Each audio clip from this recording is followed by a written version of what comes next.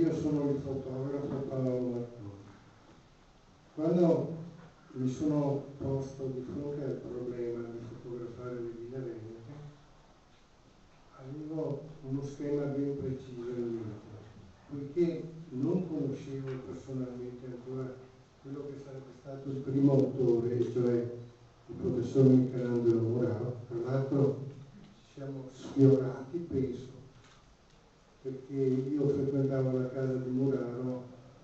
nei primi anni '80, non so tu quando. Comunque io avevo agito in questo modo qua. Avevo sfogliato molte volte accuratamente il famoso libro di Giuseppe Mazzotti sulle ville venete, una pubblicazione che risaliva agli anni 50 ed era stata raccolta da un editore romano, pensate, l'editore Bestetti. Nell'immenso materiale che aveva nella sua casa Giuseppe Mazzotti, mi ricordo che una volta sono andato a vedere un po' e parlavo con lui dei problemi e lui mi raccontava un po' le cose, la fatica, la pazienza, le lotte che aveva fatto per conservare, preservare, catalogare questo immenso patrimonio delle ville venete. Allora io avevo preso attentamente il suo libro, avevo vagliato, ce n'erano circa 300 ville rappresentate, magari con una sola foto in bianco e nero. E avevo fatto una selezione mia basata quasi un po' sul gusto personale. In realtà avevo centrato le più importanti, le più famose, che poi sono state quelle scelte per la pubblicazione.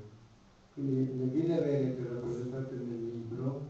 e così come quell'altro libro fatto con Muraro, che risale a 20 anni fa,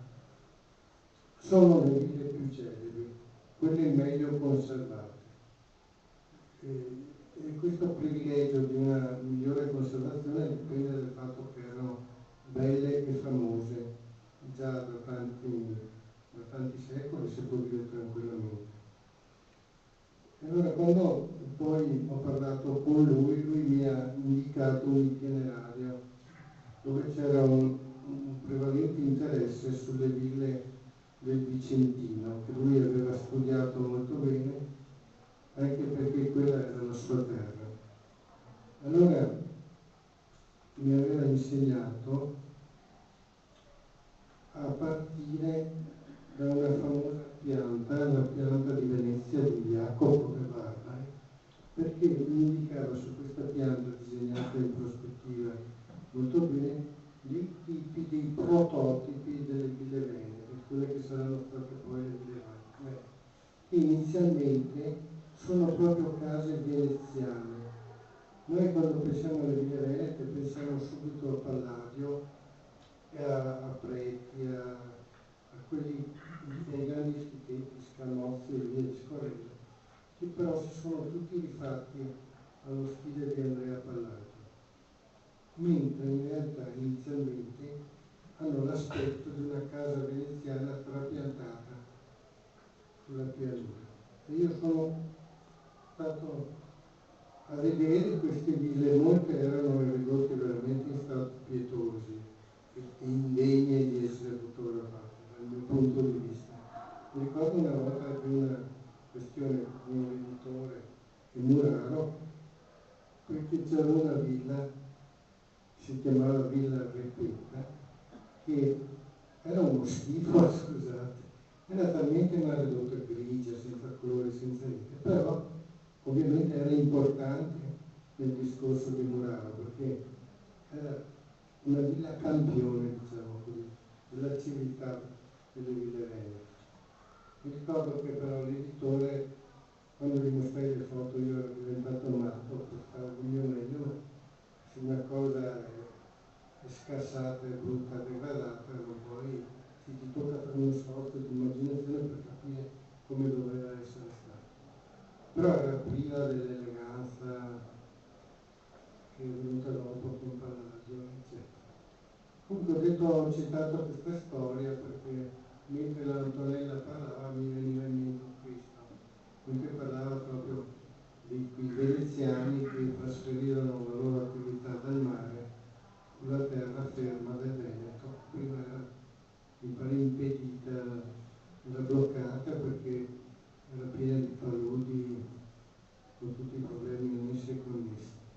poi tramite un grandissimo personaggio veneziano, Lise Cornaro, questa terra rifiorì perché lui aveva delle teorie sulla coltivazione, sullo sfruttamento dei fiumi, sull'irrigazione, sui mulini, era uno scienziato. E lui portò questa terra desolata, che non era un fiore, portò queste ville che divennano dei nuclei di vera e propria civiltà, perché attorno a queste ville si sviluppò poi il centro, case, paesi e città, i quali presero il nome dalle famiglie che avevano costruito la villa. Beh, ho fatto un discorso che ha poco a che fare con la fotografia, ma mi sentivo di farlo proprio perché sono stato suggestionato dai discorsi di Antonella, che sono profondamente autentici, e quando io poi entrai finalmente in contatto reale, fisico, tridimensionale, spaziale con le ville, allora capii meglio i discorsi detti sui libri fatti dai professori. Quando mi sono accostato alle ville, all'inizio pensavo solo come farle apparire nella fotografia, ma man mano che entravo nel vivo della cosa, venivo suggestionato dallo spazio e dall'ambiente di questi luoghi, e lo sono fatto così, mi lasciavo prendere dalla fantasia, entravo dentro, allora mi figuravo, attraverso la pittura di genere soprattutto,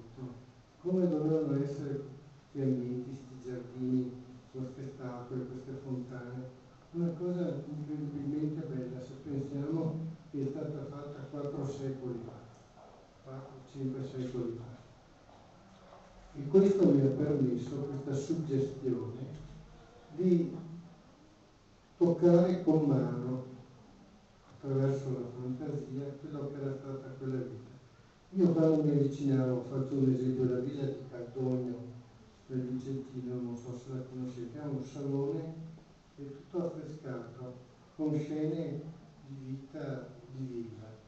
e quindi ci sono delle riunioni di gentiluomini ben vestiti. Tra l'altro ho notato come i costumi del Cinquecento fossero veramente straordinari, elegantissimi, sia per i colori, le stoffe, gli